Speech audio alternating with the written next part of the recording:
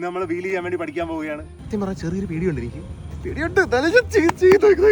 അപ്പൊ വീൽ ചെയ്യാൻ നമുക്ക് ആദ്യം ഫ്രണ്ട് വീല് പൊക്കി ശീലമാണ്. ചെറുതായിട്ടൊന്നും പൊങ്ങിയാൽ പോലെ ആകാശത്തോട്ട് പൊങ്ങിയിരുന്നാൽ മാത്രമേ ബാലൻസ് ചെയ്യാൻ പറ്റത്തുള്ളൂ. അപ്പൊ കൺസിസ്റ്റന്റ് ആയിട്ട് പലവട്ടവും പൊക്കി ഒരേ ഹൈറ്റിൽ കൊണ്ടുവന്നാൽ മാത്രമേ നമുക്ക് ലെവൽ 1 നിന്ന് ലെവൽ 2 പോകാൻ പറ്റത്തുള്ളൂ. ഞാനത് എത്തിച്ച് കൈവേറെ എടുത്താണെങ്കിലും. അപ്പൊ ലെവൽ 2 നമ്മൾ ചെയ്യേണ്ടതെന്ന് വെച്ച് കഴിഞ്ഞാൽ വീല് പൊക്കി കഴിഞ്ഞിട്ട് ത്രോട്ടിൽ കൊടുത്ത് മുമ്പിലോട്ട് പോകണം. ഇപ്പൊ ആശാൻ എനിക്ക് പുറകിൽ നിന്ന് പിടിച്ച് ത്രോട്ടിലിന് വേണ്ടി ആ ശീലം വരുത്തിക്കുകയാണ്. ശീലം വന്നെന്ന് ചോദിച്ചു കഴിഞ്ഞാൽ ആശാൻ നല്ല വെയിറ്റ് തോന്നിക്കാണും, പക്ഷെ എനിക്ക് വലുതായിട്ട് ശീലം തുടക്കത്തിലൊന്നും വന്നില്ല. അപ്പൊ എന്തൊക്കെ ശീലം വന്ന് ഞാൻ എന്റെ ക്യാമറമാനെ ഇടിച്ചിട്ടില്ലെന്ന് മാത്രമേ ഉള്ളൂ. കുറച്ചു ദൂരം പോയി കേട്ടോ. എന്തായാലും അപ്പൊ ലെവൽ 2 കംപ്ലീറ്റ് ചെയ്യണമെങ്കിൽ ഈ പുല്ല് നിൽക്കുന്ന അവിടെ വരെ ഞാൻ സ്വന്തമായിട്ട് 5 വട്ടം അടുപ്പിച്ച് ത്രോട്ടിലടിച്ച് വരണം. അപ്പൊ അതാണ് നമ്മുടെ ഇപ്പോഴത്തെ ടാസ്ക്.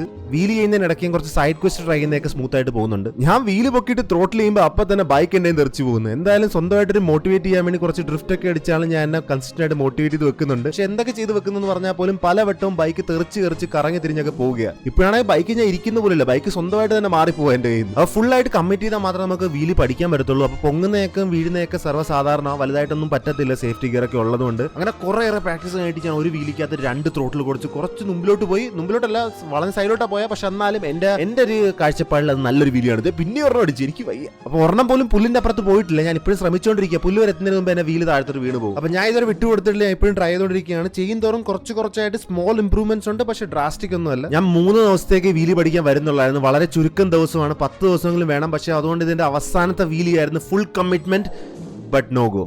ഞാൻ തെറിച്ച് വീണ് ചെറുതായിട്ട് കയ്യിലൊക്കെ ഒരു ഊട്ട വന്ന്, ഊട്ട ഉള്ളത് ഗ്ലൗസിലാണ്, അതുകൊണ്ടാണ് സേഫ്റ്റി ഗിയർ വേണമെന്ന് പറയുന്നത്. എന്തായാലും ഒരു 4-5 ദിവസം കൂടി കണ്ടിന്യൂ ചെയ്താൽ ഞാൻ ഉറപ്പായിട്ടും പഠിക്കും.